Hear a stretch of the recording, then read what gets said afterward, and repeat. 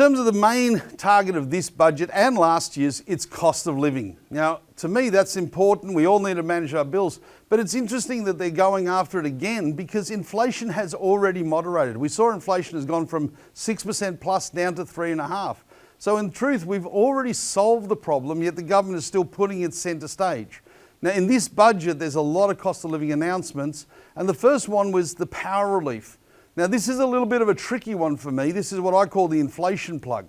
Now, what the government is going to do is they're going to give this year $300 energy credit to every single Australian household. Now, that's important because everybody benefits. Last year, if you recall, it was a $500 credit, but it only went if you were on government support payments. Now, this year, it's going to everyone. Now, what shocked me was watching the media last night. The media was going crazy, saying, why are you giving $300 to the rich? They don't deserve it. Well, why not? They're living in Australia, they're covering the same costs, and they're the ones contributing to the most of this expenditure and help that everyone else is getting. So why would you exclude them? That doesn't make sense, especially when you look at the tax cuts, which I'll show you in a minute, where they've lost thousands of dollars worth of benefit to help the others. Why wouldn't you give them $300 of it back? In the same breath, they're also going to help businesses this year with a $325 rebate against their power bills. Now, these will be done on a quarterly basis. And what's sneaky about this is it goes direct to the power company. Now, the reason they do that is to subdue inflation. If they gave the cash to the taxpayer, then the bill would still be higher if it had gone up, and that would be contributing to inflation. But the government has done a deal to say, hey, if we pay direct to the power company, don't include it as the inflation numbers. Now, where that worries me particularly is that we've now got this trend line. We did it last year, we did it this year. What do we do next year if power bills are still higher? We're going to do it again and again and again. And look at the cost, $3.5 billion to keep inflation allegedly in check. And of course, what's going to happen is you're going to get that hit when that rebate is gone, where inflation is going to then kick up more than it was used to.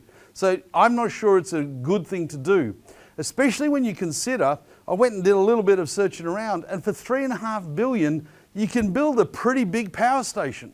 Now, it would serve something like about 900,000 homes.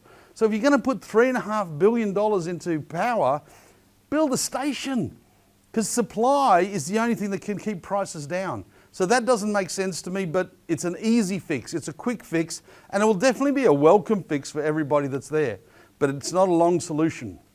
In the same breath, doubling down on last year again, last year they gave a 15% increase to the rent assistance for anyone on Social Security. This year they're doing it again with a 10% uplift.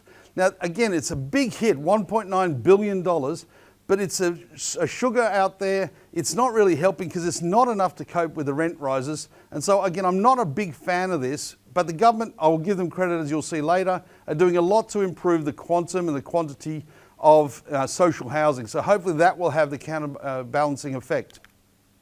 There's $3 billion interest waiver for anyone who's got university loans under the old HELP or the current HECS.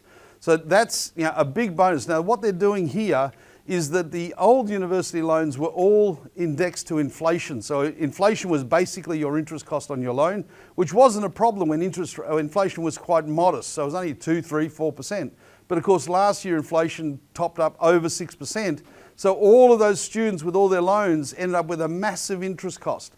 The government has nicely gone and said, look, we'll backdate this, we'll wipe it back, and they're changing the regime to go from not just inflation, but to the lower of either inflation or wage price growth. So that's going to go and drop it down to about 3%, and that's going to be worth about $3 billion overall to all those loans, and that'll be very, very welcome. They're also freezing prescription costs for a year for anyone on normal and 5 years for people on benefits. And that's going to mean that you're not going to have to worry about your pharmacy going up anytime soon. And they're bringing in the supermarket watchdog. Now, depending on your level of cynicism, whether this will work, it's very hard to manage this, very hard to police this, but it's a good idea to have that watchdog checking on it. Now, ultimately, the consumer is the best watchdog, and that's the only person that can control your shopping basket is you. So make sure you're looking for your specials, make sure you're going to the right place, and find a way to save money and get smarter with your weekly shopping bill, because that's the only way you can affect your household in truth. The government's also looking to do wage growth submissions to make sure that real wage growth goes above inflation and therefore takes pressure off households. And I'm happy with this as a concept, but it distresses me greatly that there's no conversation about productivity linked to this. Because in business now, it's getting very, very hard to justify the increased level of wages, the rotation of staff, etc., etc.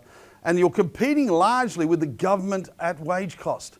So it's all great for everything to move up for the government, because don't forget, the government, everyone they employ, they get 30% back in tax. I don't get 30% rebate back on my staff's wages. But what you've got to remember is that if you aren't getting productivity and you're just increasing wages, that's coming from somewhere. It's going to be pushed into inflation. It's going to be pushed out of business success rates. You're going to see failures. It's dangerous because it could then end up leading into lost jobs, unemployment, slowing economy. You've got to be very, very careful to have growth without productivity. You need both running side by side. And the stage 3 tax cuts are probably the biggest element in this budget. They don't have a massive impact on the budget bottom line, and largely because of the fact they were already legislated. So all the cost of that has been put into previous budgets. But this budget, they've changed the mix of it, but the great news is they're substantial and they're starting on the 1st of July. But what they have done is rejig the rates.